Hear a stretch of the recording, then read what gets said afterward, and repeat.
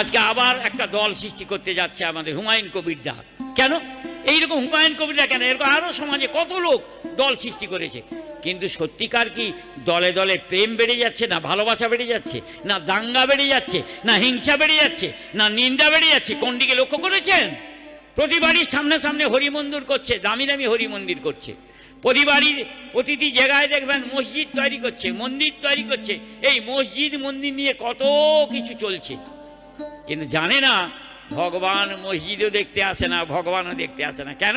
তার সঙ্গে সম্পর্ক তো ভক্তের। ঠাকুর অনুকূল চন্দ্র এসে ধরিয়ে দিলেন, we have been born to embrace and receive creation, otherwise we cannot survive and feel and enjoy.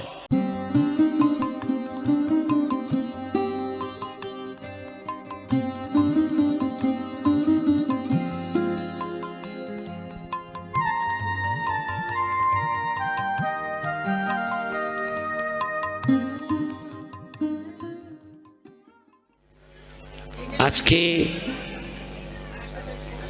আমাদের এই ভারতবর্ষ কেন বিভিন্ন রাষ্ট্রে বিভিন্নভাবে মহাপুরুষদের এই উৎসব করা হয়। সেই রাম, কৃষ্ণ, বুদ্ধ, যিশু, মোহাম্মদ, চৈতন্য, রামকৃষ্ণ, আজকে ঠাকুর অনুকূল চন্দ্রের উৎসব। কিন্তু দুর্ভাগ্য একটা কথা হলো যে মানুষের মধ্যে বিভেদ বেড়ে যাচ্ছে কেন, বিদ্বেষ বেড়ে যাচ্ছে কেন, ভালোবাসা কমে গেছে কেন, আনন্দ তেমন পাচ্ছে না কেন, জাতির মধ্যে মিল থাকছে না কেন, সম্প্রদায়ে সম্প্রদায়ে বিরোধ এসে যাচ্ছে কেন, কোনো শিক্ষিত লোকের সঙ্গে কোনো শিক্ষিত লোকের মিল নেই কেন, পণ্ডিতে এত বিরোধ কিসের? এর পেছনে কারণ হচ্ছে আমরা এই ঈশ্বর ভগবান বলে যাকে বলছি, এমনি এমনি বলেও কিছু লাভ নেই, আর তার নাম গুণগান কীর্তন হাজার করেও লাভ হবে না যতক্ষণ না একটা ছোট্ট বিষয় আছে তাকে ভালোবাসতে পারি। স্বয়ং রামকৃষ্ণ তার কথামৃততে বলেছেন, পূজা পার্বণ যাগ যজ্ঞ কিছুই কিছু না যদি তাকে ভালোবাসতে পারো। এই ভালোবাসার নিয়ম কি?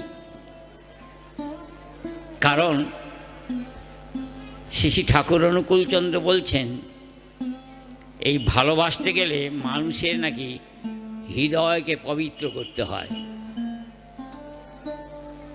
আমেরিকা থেকে একজন ভক্ত এসেছিলেন, ঠাকুরকে এসে প্রশ্ন করছেন, is there anybody heart is pure?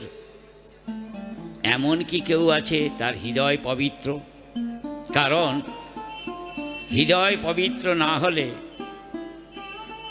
মানুষের সঙ্গে হৃদয় বিনিময় করতে পারে না, আর হৃদয় বিনিময় না হলে কাউকে আপন করে নিতে পারে না। আজকে কিন্তু এই একটা চরম অবস্থা দেখা দিয়েছে, মানুষ হৃদয় বিনিময় ভুলে গেছে। এর পেছনে কারণ কি? না, মানুষ বিদ্যা অর্জন করেছেন অনেক, কিন্তু এই বিদ্যাকে আমার জীবন দিয়ে কেমন ইউটিলাইজ করতে হবে এটা আমরা ভুলে গেছি। বিশ্বব্রহ্মাণ্ডের মালিক পৃথিবীতে যে সৃষ্টি করলেন, কীরকম সৃষ্টি করলেন বলুন তো? দেখবেন সৃষ্টি এমন করেছেন, অদ্ভুত সৃষ্টির লীলা। স্বয়ং রাজা আকবর একদিন তার ইচ্ছে হলো যে এত পণ্ডিত লোক আছে, জিজ্ঞেস করি তো যে ভগবান যে এত সৃষ্টি করলেন, সৃষ্টি করার পরে কি দেখতে পাচ্ছেন না? সবাই বলছে যিনি সৃষ্টি করলেন তিনি কি আবার দেখতে পাবেন? এটা কিরকম কথা হলো? আপনি যদি 4টে ছেলের জন্ম দেন, আপনি কি 4টে ছেলেকে দেখতে পাননি? গীতায় আমরা পড়েছি না, একহম বহু শ্যাম, আমি এক বহু হয়েছি। তো এক যদি তিনি বহু হলেন, তা সবাইকে তো তিনি দেখতে পাবেন, কি দেখতে পাচ্ছেন না? কোনো পণ্ডিত বলতে পারছে না, তখন আমাদের কৃষ্ণ ভক্ত বীরবল, যিনি আকবরের সভায় থাকতেন অনেক সময়, তিনি বললেন, রাজামশাই আমি বলতে পারি ঈশ্বর সৃষ্টি করে কি দেখতে পাচ্ছেন না? বলছেন, এই পৃথিবীতে এমন সৃষ্টি করলেন একটার মতো আরেকটা দেখতে পাচ্ছেন না। আচ্ছা, আপনারা কি পাবেন এই আমার মতো আরেকটা খুঁজে কাউকে পাবেন? পাবেন না। কিন্তু প্রত্যেকে ভাবুন, প্রত্যেকে কিন্তু এক। তাই ঈশ্বরও এক, ধর্মও কিন্তু এক। কিন্তু দেখুন আমাদের মধ্যে এত বিভেদ সৃষ্টি হচ্ছে কেন? প্রত্যেক রাষ্ট্রে দেখবেন এই জাতি দাঙ্গা হয়। সেভাবে আমার ধর্ম ভালো ঠিক, এভাবে আমার ধর্ম ঠিক, কিন্তু আমরা জানি না যে ভগবান সব আলাদা যখন সৃষ্টি করেছে, কেন করেছেন এই কারণটা জানতে হবে। কেন আলাদা করে করলেন? বলছেন প্রত্যেক প্রাণীর মধ্যে নাকি আলাদা হলে তার উপভোগ হয়, আনন্দ হয়। একটা নারী, সব যদি নারী হয়ে যায়, নারীদের কিন্তু আনন্দ হবে না। একটা পুরুষ, সব পুরুষ হয়ে গেলে কি আনন্দ হবে? হবে না। দেখবেন পৃথিবীতে যত পাখি আছে, কত রকম পাখি, কত রকম পশু, কত রকম গাছপালা, সব কিন্তু আলাদা। কেন এই বৈচিত্র্য হলো? না মানুষের আনন্দ এবং উপভোগের জন্য। শুধু মানুষের নয়, প্রত্যেকটা প্রাণীর মধ্যেও কিন্তু তাই। আজকে কিন্তু দেখবেন ওই কথাটা বুঝতে পারেন না বলে দেখবেন জাতি দাঙ্গা হয়। টিভি খুলে দেখুন, বিভিন্ন জায়গায় হিন্দুকে বলছেন নষ্ট করে দাও, কোনো জায়গায় হয়তো হিন্দু বলছে ওদেরকে নষ্ট করে দাও, কোনো জায়গায় খ্রিস্টান বলছে আমরা এদেরকে রাখবো না। কিন্তু না, ঈশ্বর সৃষ্টি করেছেন তো বিভিন্ন জাতি, বিভিন্ন ভাষা। তাই বোধহয় কবি বলেছিলেন, বিবিধের মাঝে দেখো মিলন মহান। অর্থাৎ বিভিন্ন থাকবে, তার মধ্যে মিলন মহান। কিন্তু এই কথাটার মধ্যে ছোট্ট একটা কথা লুকানো রইল, মিলন মহান। মহান কে? যিনি সৃষ্টিকর্তা, সেই মহানের সঙ্গে যোগ থাকলে তবে তো বিবিধের মধ্যে একত্রতা ভাব আসবে। ঠাকুর সেটাকে একটা ছড়ায় বলেছেন, এক প্রাণতার মমত্বেতে পরস্পরের সমাবেশ, নিনড় অটুল হলেই জানিস একটি দানায় বাঁধবে দেশ। তাহলে এই পৃথিবীর সব মানুষ কাউকে আঘাত করতে পারবে না। কারণ এই জন্যে ঠাকুর অনুকূলচন্দ্রে সেই ভুলটা ধরিয়ে দিলেন। কি বললেন? জাতে বর্ণে আঘাত করে বাতুল চালে সে দেশ মরে। আজকে ধরুন বাংলাদেশ বলছে আমরা হিন্দুকে পছন্দ করি না। আমি অনেক মুসলমানের সঙ্গে গোপনে কথা বলেছি। একজন ব্যাংকে চাকরি করতেন, তিনি বলছেন আমার মনে হয় সব ইসলামিক রাষ্ট্র হলে ভালো হয়। আমি তখন বললাম যে ঠিকই বলেছেন, সবই তো ইসলামিক রাষ্ট্র। না তাহলে আপনারা যে হিন্দু, আমি বলি হিন্দুর সঙ্গে তাই ইসলাম কথার সঙ্গে তফাৎ কোথায়? ইসলাম মানে তো ঠাকুর অনুকূলচন্দ্র বলছেন ইসলামকে বানান করলে কি হয়? ISLAM। ঠাকুর অনুকূলচন্দ্র ওই প্রত্যেকটা অক্ষরে অক্ষরে একটা শব্দ যোগ করলেন। কি বললেন? ইসলাম মানে আমি বুঝি I shall love all men। প্রত্যেকটা অক্ষরে অক্ষরে আছে আই আছে আই, এসে আছে শ্যাল, এলে আছে লাভ, এতে আছে অল, এমে আছে ম্যান। তাহলে ইসলাম মানে কি? I shall love all men। আমি সকলকে ভালোবাসি। তাহলে হিন্দু হোক, মুসলমান হোক, খ্রিস্টান হোক, সবাই তো ইসলাম, ইসলামপন্থী, সবাই তো ইসলামপন্থী। আবার কে আবার ইসলামপন্থী নয়?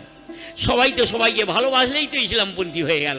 আবার গোটা দুনিয়া ইসলাম রাষ্ট্র করতে চাই আলাদা বলে চিৎকার করছেন কেন? সবাই তো আমরা ইসলামের ভক্ত। এই যে ছোট্ট কথাটা আমার মুসলমান ভাইরা বুঝতে পারছে না বলে তারা কিছু হিন্দু ওর আক্রমণ করছে, আবার কিছু হিন্দুও মুসলমানকে আক্রমণ করে মাঝে মাঝে। তাহলে এই যে সম্প্রদায়গত বিরোধ ভুলে পূর্ব গুরুদের প্রতি শ্রদ্ধা সম্পন্ন হও, আর যিনি বর্তমান আসবেন তাকে অনুসরণ করতে হবে। ঈশ্বর কোনো একচেটিয়া নয় কিন্তু যে মুসলমানের মধ্যে একজন আবদ্ধ থাকবেন, তা নয়। আর ঈশ্বর যখন আসেন সবার জন্য আসেন। তিনি কি কোনো মুসলমানের জন্য একটা সম্প্রদায়ের জন্য আসেন? তিনি কি শুধু হিন্দুর জন্য আসেন? তিনি কি খ্রিস্টানের জন্য আসেন? তিনি কিন্তু সবার জন্য আসেন। আর তিনি যখন আসেন তিনি কোনো ধর্ম আলাদাভাবে প্রতিষ্ঠা করতে আসেন না। তিনি এক এবং অদ্বিতীয় হয়ে আসেন। বিশ্ব দুনিয়ার মালিক তিনি এক। এখন এই এক বলে মেনে নিলে তাহলে কোনো সম্প্রদায়ের মধ্যে বিরোধ আসবে না। তিনি এক। হযরত মুহাম্মদ যিনি রামচন্দ্র তিনি, শ্রীকৃষ্ণ তিনি, কারণ যুগে যুগে তিনি আসেন। তাহলে সেখানে বিরোধের প্রশ্নই আসে না। একটা মুসলমান সেই হিন্দুর মন্দিরেও যেতে পারে, আবার আমরাও তার মসজিদেও যেতে পারি। কেন? তার কথা হচ্ছে মানে তিনি এক এবং অদ্বিতীয়। কিন্তু এই সম্প্রদায় বিরোধ আসছে। তাই ঠাকুর এই যুগে বাণী দিয়েছেন, জাতে বর্ণে আঘাত করে বাতুল চালে সে দেশ মরে। ঠাকুর অনুকূলচন্দ্র ভক্তদের সামনে একদিন বলছেন, আচ্ছা দেখো তো, দাঁড় কাক কি কখনো বলে পাতি কাককে যে তোমাকে দাঁড় কাক হতে হবে? পাতি কাক কি দাঁড় কাককে বলে তোমাকে আমাদের মতো হয়ে যেতে হবে? বনি পাখি কি টিয়া পাখিকে বলে যে আমাদের সব বনি পাখি হয়ে যেতে হবে? বলে। বাঘ কি কখনো সিংহকে বলে যে আমাদের মতো বাঘ তোমাকে হয়ে যেতে হবে? তাদের কোনো প্রাণীরও বিভিন্ন ভাগ বলে না। তার মানে সৃষ্টিকর্তা সৃষ্টি সব আলাদা করেছেন উপভোগের জন্য। আমরা সবাই বলবো কেন যে এই ধর্মটা খারাপ, ও ধর্মটা ভালো? তার ধর্ম কখনো আলাদা হয় না, একই। তাহলে আজকে মুসলমান ভাইরা বাংলাদেশে যে কাজ করছে তাদেরকে বোঝাবে কে যে ইসলাম মানে যে সবার জন্য ইসলাম। আর যারা হিন্দু তারাও তো ইসলাম পালন করছে, যারা খ্রিস্টান তারাও তো তাই। কেন? সব মানুষকে ভালোবাসার কথা তারা বলতে আসেন। এই ভালোবাসা না হলে, এই জন্য ঠাকুর অনুকূলচন্দ্র তার বাণীর মধ্যে বলেছেন মানুষের বাঁচার জন্য কি কি বিষয় লাগে। বলছেন উইল টু লিভ, তার বাঁচার ইচ্ছা তার আছে। আর কি আছে? উইল টু এক্সপিরিয়েন্স, দক্ষতার ইচ্ছা আছে। উইল টু এনজয়মেন্ট, উপভোগের ইচ্ছা আছে। আর কি আছে? উইল টু এক্সপেনশন, সে বড় হতে চায়, সে বাঁচতে চায়, আনন্দে থাকতে চায়। এই আনন্দ ভালোবাসাটা নির্ভর করে কিসের উপর? যে যত হৃদয়কে পবিত্র করে। ওই যে আগেই বলেছিলাম না, প্রশ্ন করেছেন is there anybody heart is pure? কেউ কি এমন আছে তার হৃদয় পবিত্র? ঠাকুর অনুকূলচন্দ্র সঙ্গে সঙ্গে উত্তর দিচ্ছেন, yes, god loving and Lord loving heart is ever pure. উত্তরটা কি দিলেন? ইয়েস। কার হার্ট বা হৃদয় পবিত্র? God loving and Lord loving heart is ever pure. এই যারা গডকে ভালোবাসে, ঈশ্বরকে ভালোবাসে, তার হৃদয় পবিত্র হয়। ভালোবাসার লক্ষণ কি গো? এই যে এত দ্বন্দ্ব, এত মারপিট, এত হিংসা, এত বিরোধিতা হচ্ছে কেন বলুন তো?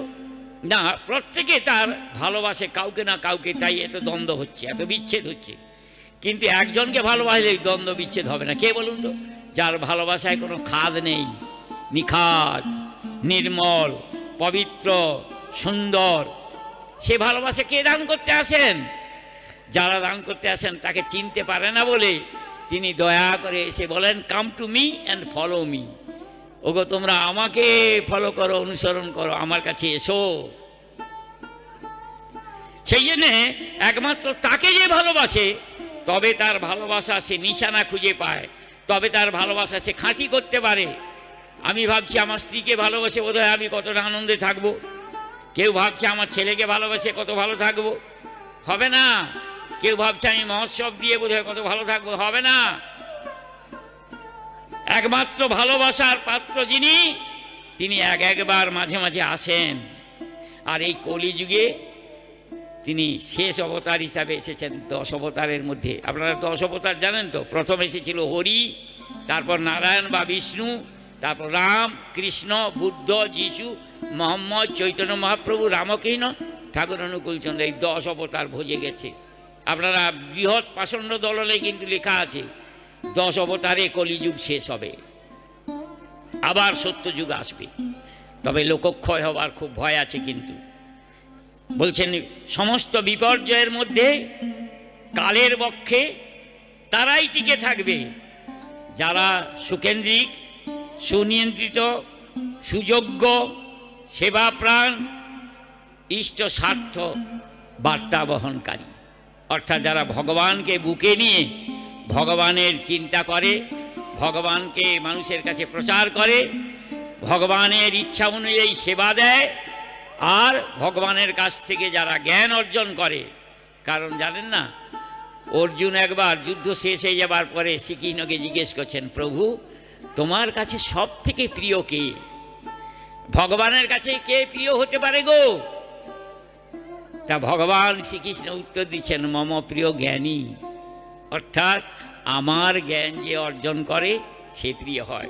ঠাকুরকে জিজ্ঞেস করা হয়েছে, সবাই তো জ্ঞানী হতে পারবে না। বলে সে কি গো, জ্ঞানী হতে পারবে, বিদ্বান হয়তো হতে পারবে না। বিদ্বান ব্যক্তি হয়তো হতে পারবে না, কিন্তু জ্ঞানী হতে পারবে। কেন? যে ভগবানের উপাসনা করে সে দস্যু রত্নাকর বাল্মীকি হয়ে যায়, যে পড়াশোনা ছিল না। যে জগাই মাধাই, তার পড়াশোনা নেই, সে কিন্তু ভক্ত জগাই মাধাই হয়ে যায়, তার পড়াশোনার দরকার করে না।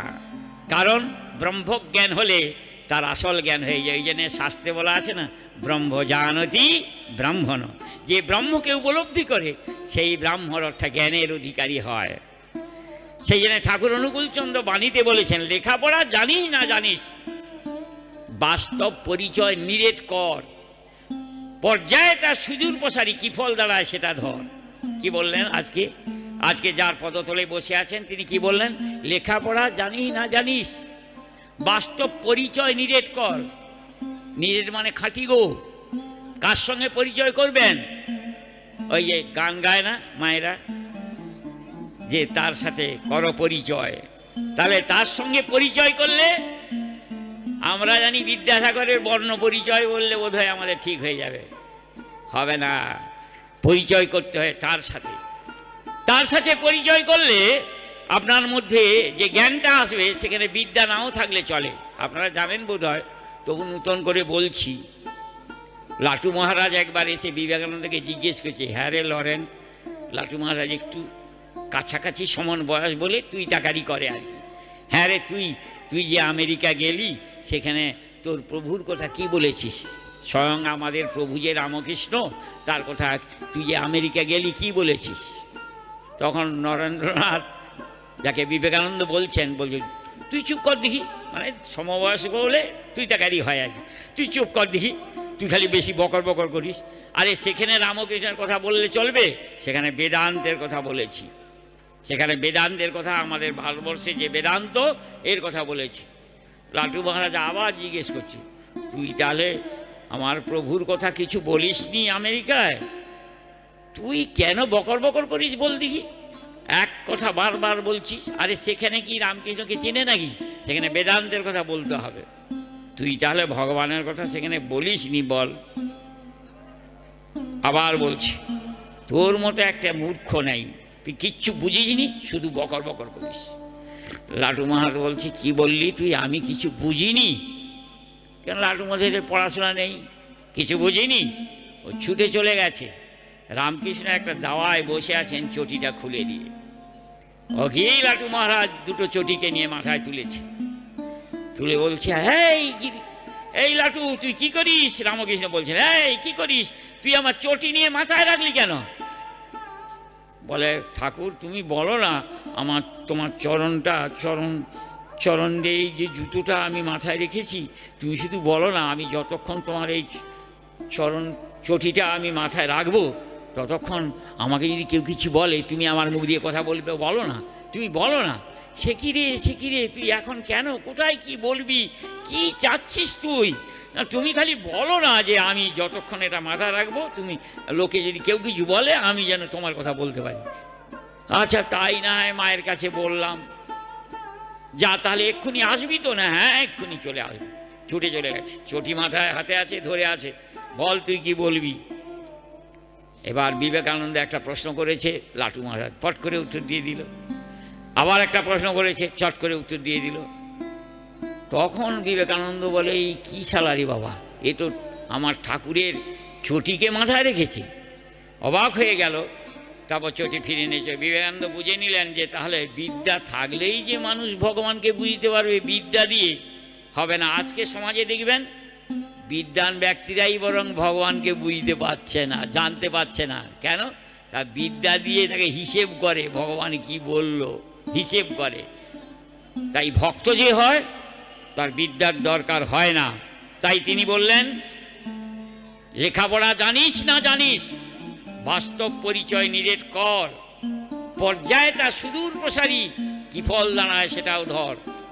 পর্যায় মানে ভগবানের আদেশ পালন করতে করতে আপনার সুদূর প্রসারী কত দূরে কি দাঁড়াবে, মানে বংশ পরম্পরায় আপনার বংশধারা উন্নত হবে।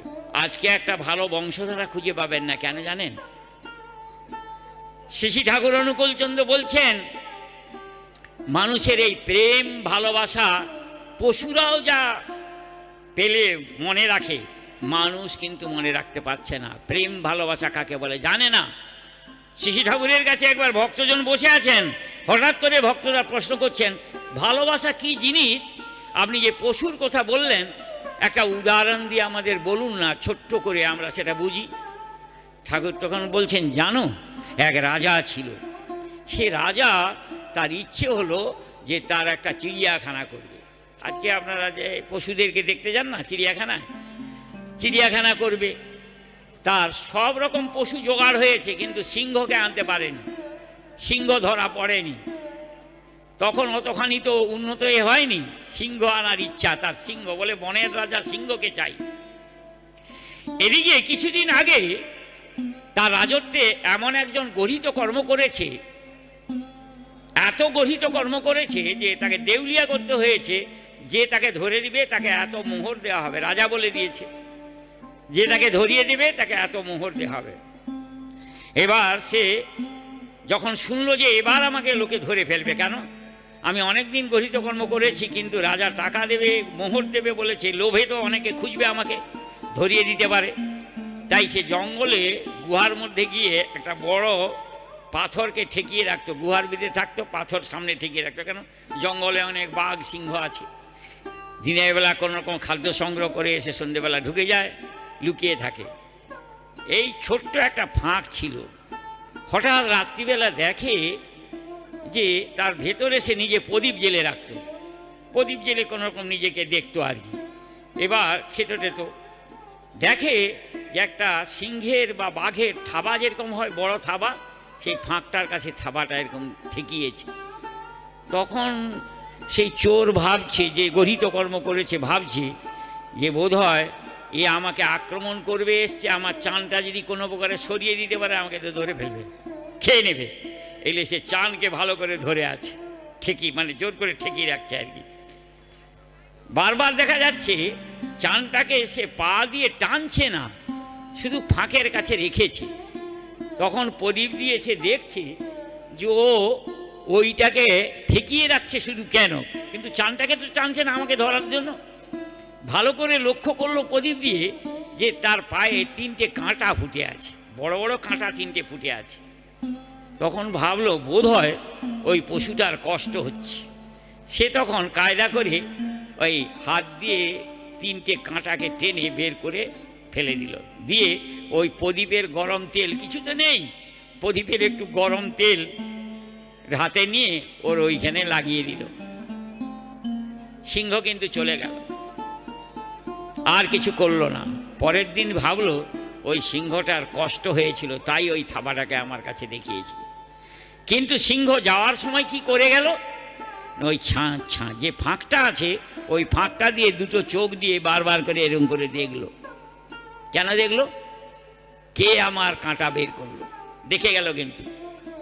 এবার রাজা তো সিংহ ধরতে বেরিয়েছে, সিংহও ধরা পড়ে গেছে, খাঁচায় গিয়ে রেখেছে। তার যেমন চিড়িয়াখানায় রাখতে হয় রেখেছে সিংহকে। দেখছে সিংহটা একটু খড়িয়ে খড়িয়ে যাচ্ছে, ওকে ধরাও সহজ হলো, তাকে চিকিৎসা করে ভালোও করা হলো।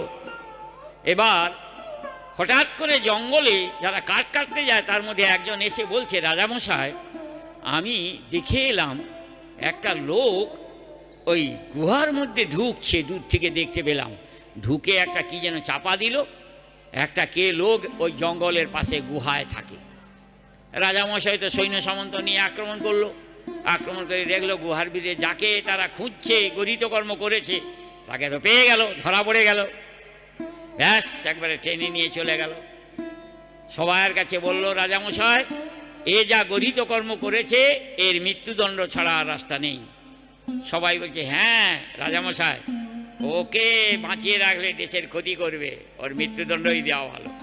বলে তবে জানো, তোমাদের কাছে বলছি শোনো, এর মৃত্যুটা এমনি এমনি মৃত্যুদণ্ড দিয়ে দিলে হবে না, এর দগ্ধে দগ্ধে কষ্ট দিতে হবে। ও যেমন বহু মানুষকে কষ্ট দিয়েছে, ওকেও দগ্ধে দগ্ধে কষ্ট দিতে হবে।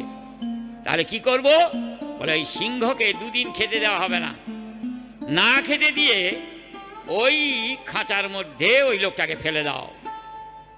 ফেলে দিয়ে চাবি লাগিয়ে দেওয়া হলো। সিংহ দূরে ছিল, হালুম করে চলে এলো, এসে ওকে শুকে শুকে ভালো করে ওর দিকে তাকালো, তাকিয়ে কিচ্ছু করলো না।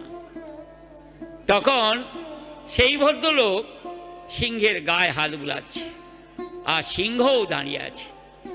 রাজামশাই দেখে অবাক হয়ে গেল, তাই তো, কি হলো, সিংহকে তো দুদিন খেতে দেওয়া হয়নি, তো মাংস ছাড়া বাঁচতে পারে না, কিন্তু খাচ্ছে না কেন মানুষটাকে?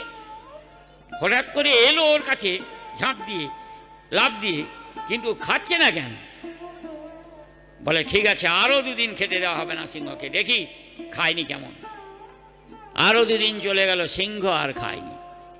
তখন দরজা খুলে ওই ভদ্রলোককে টেনে এনে জিজ্ঞেস করছে, হ্যাঁ রে, তুমি কি কোনো মন্ত্রতন্ত্র জানো? তুমি কি কোনো পশুকে মন্ত্র দিয়ে বশ করতে পারো? তুমি কোনো মন্ত্র জানো? ওই জন্যে তুমি জঙ্গলে বাস করেছিলে না, পশুকে বোধহয় বশ করতে জানো। কি মন্ত্র জানো, বলো সত্যি কথা। তখন বলছে, রাজামশাই আমি কিছু মন্ত্র জানি না, তবে আমার একটা ঘটনা আছে। কি ঘটনা? না বলে, ও এসে ওই থাবাটা বের করেছিল, আমি এই 4 দিন থেকে ওর পা লক্ষ্য করে দেখলাম, ওর পায়ে সে দাগ আছে, ওর থাবাতে কাঁটা ফুটে গিয়েছিল। ওই সেই সিংহ, যে সিংহের কাঁটা আমি বের করেছিলাম, যাওয়ার সময় দুটো চোখ দিয়ে আমাকে ও দেখে গিয়েছিল, তাই বোধ হয় আমার প্রতি ওর এত ভালোবাসা, প্রেম, আমাকে আঘাত করতে চায় না। আজকে দেখুন একটা পশু, এই কথাটি শুধু মিথ্যা করে বলছি না, ঠাকুর অনুকূলচন্দ্র তার সভাসদদের, পণ্ডিতদের সামনে কিন্তু এই ঘটনাটা বলছেন, যারা জানেন হয়তো বলতে পারবেন। বাস্তবে তিনি বলছেন যে পশুও কিন্তু কারো কাছ থেকে উপকার পেলে তাকে ভোলে না। কেন? এই ভালোবাসা এমন জিনিস। আমার বাড়ির সামনে একটা ছোট্ট ছেলে স্কুলে যেত, সে একটা টিয়া পুষেছিল খাঁচায়, জানেন, প্রতিদিন সে তাকে খেতে দেয়, পড়াশোনাও করে, স্কুলে যায়। একদিন আত্মীয়তা পড়েছে বলে সে চলে গেছে, ঘরের লোককে বলে গেছে তোমরা খেতে দেবে। ঘরের লোক খেতে দিতে গেছে, যেই পাল্লা খুলেছে অমনি বেরিয়ে উড়ে চলে গেছে, বাস গাছে বসে আছে সারাদিন, আর সে খাঁচায় ঢুকেনি। এবার বাধ্য হয়ে এরা মোটর সাইকেল নিয়ে তাকে আনতে গেছে। কেন? যার টিয়া তাকে এনে দেখানো হোক, কি করে সেই টিয়াকে ধরা হবে। এ তো এলোই না সারাদিন, ওই সন্ধে হয়ে গেল, গাছে বসে আছে। রাত্রিবেলা এসে ও ডাকছে, এই আয়। ও এসেই ওর কাঁধে বসলো, ও ধরে খাঁচায় ঢোকালো। কিসের জন্য গো? কিসের জন্য টিয়াটা তার কথা শুনলো, আর কথা শুনছে না? ওই যে প্রতিদিন তাকে সেবা দেয়, তার ভালোবাসা জমে গেছে। এই দুনিয়ার বুকে মানুষ আজ মানুষকে ভালোবাসতে পারছে না। একটা পশুও যদি একটু উপকার পায়, সেও ভোলে না। আজকে দুনিয়ার মানুষ মানুষকে ভালোবাসতে পারছে না। আচ্ছা, ধর্ম ধর্ম করে চিৎকার করছে, এটা আমার ধর্ম ভালো, ওর ধর্ম খারাপ। ধর্মের মূল মানে কি কেউ জানে? আজকে ঠাকুর অনুকূলচন্দ্র এসে বলছেন যে যে আচরণ বাক্য কর্ম বাঁচা বাড়ার উৎস হয়, তাকেই জিনিস ধর্ম বলে, নইলে ধর্ম কিছুই নয়। তাহলে মানুষ বাঁচতে গেলে যে নিয়মগুলো পালন করা হয়, এগুলোকে ধর্ম বলে। বাঁচার নিয়ম, ভালো হয়ে বাঁচবেন, ভালো হয়ে থাকবেন, আনন্দে থাকবেন, সুখে থাকবেন, শান্তিতে থাকবেন, সেই নিয়মগুলোকে যদি ধর্ম বলা হয়, তাহলে কোন সম্প্রদায়ের মধ্যে সেটা নেই? কোন মহাপুরুষ এসে এই বিধানটি বলেননি? সব সম্প্রদায়ের মধ্যে তো বলেছেন, তাহলে এত বিরোধ কিসের, এত মারামারি কিসের, এত ধ্বংস করার ইচ্ছা কিসের? সব থেকে বড় জিনিস, খালি কেতাবে লেখা আছে সবার উপরে মানুষ সত্য, তাহার উপরে কেহ নাই, সবাই মুখস্থ করে নিয়েছে। আচ্ছা, আপনারা রামকৃষ্ণের একটা বাণী প্রায় বলেই থাকেন, দেখবেন অনেক রাস্তাঘাটে টাটে যখন, যত মত তত পথ। ঠাকুর অনুকূলচন্দ্র এসে বললেন, ঠিকই তো বলেছেন। তখন সবাই বলে, তাহলে আমি আমার দুর্গা পূজা করি, কালী পূজা করি, মনসা পূজা করি, আমার এই যত মত তত পথ। সে কি গো, যত মত তত পথ, এই মতটা কার? এইখানেই তো গুলিয়ে ফেললেন। কার মত নেবেন? যার মতের মধ্যে কোনো গরমিল নেই, ভুল নেই, নিখুঁত নির্মল পবিত্র, সেই মত। যত মত তত পদ, মানে যে যে মতগুলো দেওয়া হয়েছে সে মত কে দিয়েছেন? স্বয়ং রামচন্দ্র দিয়েছেন, স্বয়ং শ্রীকৃষ্ণ দিয়েছেন, স্বয়ং বুদ্ধদেব দিয়েছেন, স্বয়ং যীশুখ্রিস্ট দিয়েছেন, স্বয়ং রামকৃষ্ণ দিয়েছেন, স্বয়ং মহাপ্রভু দিয়েছেন, আজকে ঠাকুর অনুকূল যুদ্ধ দিয়েছেন। যত মত মানে পৃথিবীতে যত মত মানে নিয়ম, যত নিয়ম, তার নিয়মের মালিক তিনি নিয়ন্তা, নীতির যিনি মালিক তিনি নিয়ন্তা। তাই ঠাকুর অনুকূলচন্দ্র বলছেন, যারা গুরুকরণ করেনি তারা নিজের জীবন এবং নিজের বংশকে তো খারাপ করবেই, অন্যকেও ভালোবাসতে পারবে না। তাই তিনি কি বললেন? জন্মগত কুলশীল মর্যাদা সম্পন্ন সুসঙ্গত বোধায়নী তাৎপর্যে পৌঁছতে গেলে বিধি বা বিধাতাকে গুরুরূপে দরকার। যাকে তাকে গুরু করলে হবে না। কাকে বললেন গুরুকরণ করতে? জন্মগত কুলশীল মর্যাদা সম্পন্ন কর্মকুশল সুসঙ্গত বোধায়নী তাৎপর্যে পৌঁছতে গেলে বিধি বা বিধাতাকে দরকার। সে আপনি অঞ্চল প্রধান হোক না উপপ্রধান হোক, অন্য কারো মত চলে না। যত মত তত পদ, মানে যতগুলো মত তিনি দিয়ে গেছেন ঈশ্বর পুরুষ, সেই মতগুলি হলো সেই পথে চলা। সে যে পথেই যান না কেন তার মতই মত, আর কারো মত কিন্তু খাটে না সেখানে। কেন? সবার মতের মধ্যে ভুল আছে। ভুল আছে বলেই তো আমি আপনার বিরুদ্ধে কথা বলি, আপনি আমার বিরুদ্ধে কথা বলেন। কই রামকৃষ্ণের বিরুদ্ধে তো কেউ কথা বলে না, কই যিশুর বিরুদ্ধে তো কেউ কথা বলে না, কই রামচন্দ্রের বিরুদ্ধে তো কেউ কথা বলে না। তার কেন বলে না? না, তাদের যে মত, যতগুলো মত ততই আমাদের জীবনের পথ। এটা আমরা ভুল মানে বুঝি। যত মত তত পথ, মানে লক্ষণ সি একটা বলে দিল মত, ও একটা বলে দিল, এই করে করে 81টা দল হয়ে গেল। যতগুলো দল তার একটা করে নেতা হয়ে গেল। কিন্তু সে নেতা জানে সে কেন তাকে নেতা বলা হয়? যে জীবনে নথি স্বীকার করেনি সে আবার নেতা হবে কি করে? ঠাকুর অনুকূলচন্দ্র বলছেন, একটা নেতা হতে গেলেও তাকে কারো কাছে নথি স্বীকার করতে হবে। কেছে কার কাছে নথি স্বীকার করবে? সবাই জানে দেশের জন্য আমরা নেতা হয়েছি, কিন্তু জানে না দেশ শব্দের মানে কি। দেশ এসছে দ্বিজ ধাতু থেকে, দ্বিজ ধাতু মানে আদেশ করা। আদেশ কোথা থেকে আসে? Man of the life. কি করে আসে? আইডিয়াল থেকে আসে। ফার্স্ট আইডিয়াল দেন কান্ট্রি। তাই বলছেন স্যাক্রিফাইস ইয়োর সেলফ। তাহলে তুমি নিজেকে ত্যাগ স্বীকার করো। কার কাছে? ফর বিলাভেড, ঈশ্বরের জন্য। তুমি যদি নিজেকে ঈশ্বরের জন্য নিজেকে আত্মসমর্পণ না করো, নথি স্বীকার না করো, কারণ আদর্শের কাছে যে নথি স্বীকার করে না সে কখনো নেতা হতে পারে না। আজকে সমাজে কোনো নেতা কোনো নেতাকে ভালোবাসতে পারে না। কেন পারে না? আজকে আবার একটা দল সৃষ্টি করতে যাচ্ছে আমাদের হুমায়ুন কবিরদা। কেন এইরকম হুমায়ুন কবিরদা? কেন এরকম আরো সমাজে কত লোক দল সৃষ্টি করেছে, কিন্তু সত্যিকার কি দলে দলে প্রেম বেড়ে যাচ্ছে না ভালোবাসা বেড়ে যাচ্ছে, না দাঙ্গা বেড়ে যাচ্ছে, না হিংসা বেড়ে যাচ্ছে, না নিন্দা বেড়ে যাচ্ছে? কোন দিকে লক্ষ্য করেছেন? এই জন্য শাস্ত্রে একটা কথা সবাই জানে, বিনা প্রেম সে নাহি মিলে নন্দলালা। নন্দ মানে বৃদ্ধি। মানুষে মানুষে আপন করতে গেলে একমাত্র প্রেম চাই, ভালোবাসা চাই, আনন্দ চাই, প্রীতি চাই। তাই তখনকার দিনে আজকে বর্ণ কাকে বলে একটা শিক্ষিত মানুষরাই জানে না, অথচ বর্ণ ভেঙে আজকে জাতি দাঙ্গা বেড়েছে। জানেন, কোনো জাতির বিরুদ্ধে যদি যায় বুঝতে হবে সে যে জাতি যে পুরুষোত্তমকে মানে সেটা ভুল মানা। আজকে হযরত মুহাম্মদকে মুসলমানরা মানতে পারছে না। কেন? না তিনি কি চান কোনো সম্প্রদায়ের সঙ্গে বিরোধ আনতে?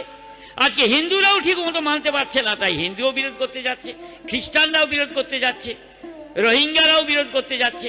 কিন্তু এখানে কোনো বিরোধের প্রশ্নই নেই। যারা ভগবানকে ভালোবাসে, যে গডকে ভালোবাসে, যে ঈশ্বরকে ভালোবাসে, তার হৃদয় পবিত্র হয়। আর পবিত্র হৃদয় দিয়ে সে কাউকে পর করতে পারে না। তাই তো যীশুখ্রিস্ট একটি বাণীর মধ্যে ধরিয়ে গেলেন। এই তো আর দুদিন পরে যীশুখ্রিস্টের জন্মদিন পড়বে, তার বাণী স্মরণ করে দিচ্ছে, শুনুন। বলছেন তোমাদের ভালোবাসাটা কাউকে ভালোবাসতে হবে না, একটা জায়গায় ভালোবাসা সেটিং করো, কেন্দ্রায়িত করো, তাহলে দেখবে তোমার প্রেম এসে যাবে। সেই প্রেম দিয়ে সবাইকে আপন করতে পারবে। কোথায়? তার বাণী শোনাচ্ছি। বলছেন he says love me, love everyone because everyone is mine. ওগো তোমরা আমাকে ভালোবাসো, বললো না তোমার বউকে ভালোবাসো, তোমার মাকে ভালোবাসো, বাবাকে ভালোবাসো, তোমার ছেলেকে ভালোবাসো, বললেন না কেন? না, জানে সবার মধ্যে ভালোবাসার খাদ আছে, ভুল আছে, ত্রুটি আছে। কিন্তু ভগবানের প্রেম নিষ্পাপ, প্রেম এত নিষ্পাপ, প্রেম এত মহান, সেই প্রেমটি বাঁধা আছে ঈশ্বর পুরুষের কাছে। তাই তো তিনি বললেন god loving and Lord loving heart is ever pure. তার হৃদয় পবিত্র হয় অধিকতর। সেই মানুষকে যারা অনুসরণ করে, যারা যিশুকে করে, যারা শ্রীকৃষ্ণকে করে, যারা রামচন্দ্র করে, যারা রামকৃষ্ণকে অনুসরণ করে, যারা ঠাকুর অনুকূলচন্দ্রকে অনুসরণ করে, তারা ঠিক অনুসরণ করলে তার হৃদয় পবিত্র হবে। আর হৃদয় পবিত্র হলে কারো মানুষের ক্ষতি করতে সে পারে না, সে কারুষের অমঙ্গল চায় না, কারো বিরুদ্ধে সে ঘোষণা করতে পারে না, সে কখনো দল গঠন করতে চায় না। দল গঠন করা মানেই বিরুদ্ধে চলে গেলেন। তাই ঠাকুর অনুকূলচন্দ্র এই যুগে এসে জানতেন যে এরা দল গঠন করবে। তাই তিনি কি বাণী দিলেন? বলছেন আদর্শকে ঘায়েল করে চুক্তি দফায় বানতে দল, যতই যাবি পড়বি ঘরে, হাতে হাতেই দেখবি ফল।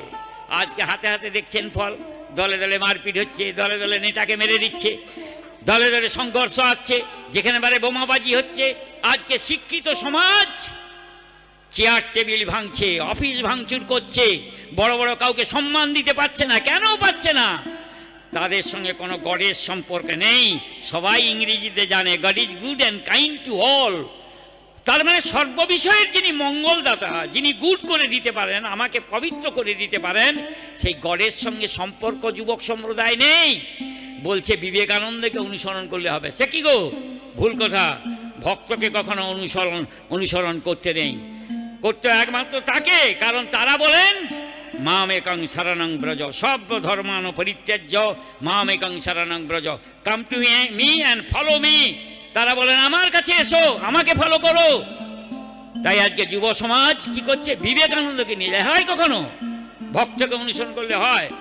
ওই দেখুন না, রাস্তাঘাটে ঠাঁই ঠাঁই শুধু হনুমানের পূজা হচ্ছে। যে হনুমান আমাদের জানিয়ে গেলেন, কি জানিয়ে গেলেন? শ্রীনাথে জানকীনাথে চাও ভেদা পরমাদমণি তথাপি মম সর্বস্ব রাম কমললোচ। যে হনুমান বলে গেলেন তুমি শুধু রামকে অনুসরণ করো, আর তুমি হনুমানের পূজা আরম্ভ করে দিলে কেন? হনুমানকে সে কথা বলেছে যে রাম চলে যাবার পরে একমাত্র আমারই পুজো করবে? আর দেখুন রাস্তায় ঘাটে ঘাটে যেখানে পারে দেখুন হনুমানের মন্দির। আরে আমরাও তো সেই হনুমানের মতো লাভ দেওয়া হনুমান হয়ে যাচ্ছি, এর যা লাভ দিয়ে ঘাড় মোটকে খাচ্ছি।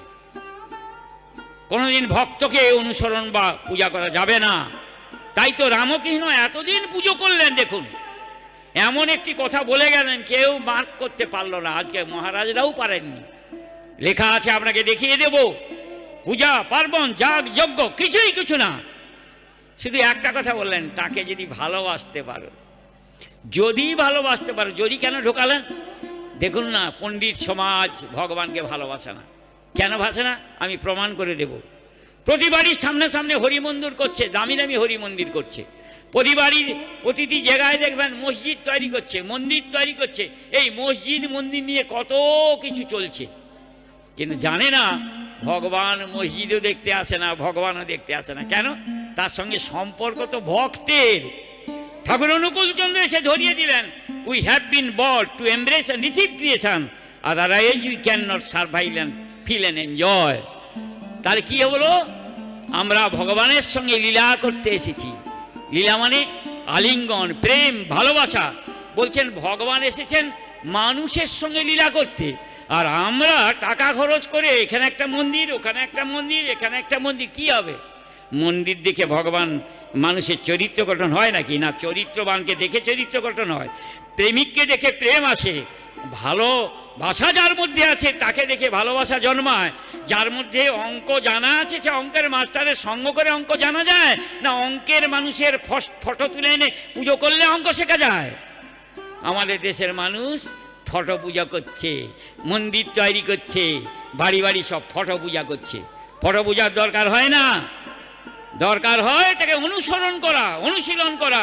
তিনি এসে তাই ঘোষণা করে বলেন, আমার কাছে এসো, আমাকে ভালোবাসো, come to me and follow me. কথাটা বলেছেন, তিনি মন্দির করতে কোথাও লেখেননি। তাই এই যুগে ভগবান ঠাকুর অনুকূল চন্দ্র হয়ে এসে বলছেন, মন্দিরে রহেন না বিষ্ণু, যোগী হৃদয় তেমন্তর, ভজন দীপ্তি ধৃতিচর্যি ভক্ত বুকেই থাকেন দড়। বলছেন ভক্তের বুকে ভগবান জাগ্রত থাকেন। God becomes awoke in man through unrepeating love. অচ্যুত ভালোবাসার দিয়ে ভগবান প্রত্যেকের মধ্যে জাগ্রত হন। যখন আপনার মধ্যে ভগবান জাগ্রত হবে, আপনি কাউকে ঘৃণা করতে পারবেন না, পর করতে পারবেন না, হিংসা করতে পারবেন না, খুন করতে পারবেন না, বিদ্বেষ মনোভাব সৃষ্টি করতে পারবেন না। ভালোবাসা জেগে উঠলে সবাইকে আপন করতে পারবেন। তার কাছে কোনো সম্প্রদায় নয়, তার কাছে কোনো জাতি নয়, সে সব মানুষকে আপন ভাবতে পারে। আজকে বড় দুর্দিন আসছে, আপনারা ঠাকুর অনুকূল চন্দ্রকে যদি না গ্রহণ করেন, তাহলে প্রেম কাকে বলে, ভালোবাসা কাকে বলে, আপন করতে হয় কেমন করে, সম্প্রদায়গত বিভেদ কেমন করে দূরে সরানো যায়, সম্প্রদায়গত সব বিরোধ ভুলে একমাত্র সবাইকে মানুষ হিসাবে ভালোবাসতে হবে। এইটা আজকে শুধু হিন্দু নয়, মুসলমান নয়, সমস্ত সম্প্রদায়কে জানাতে চাই।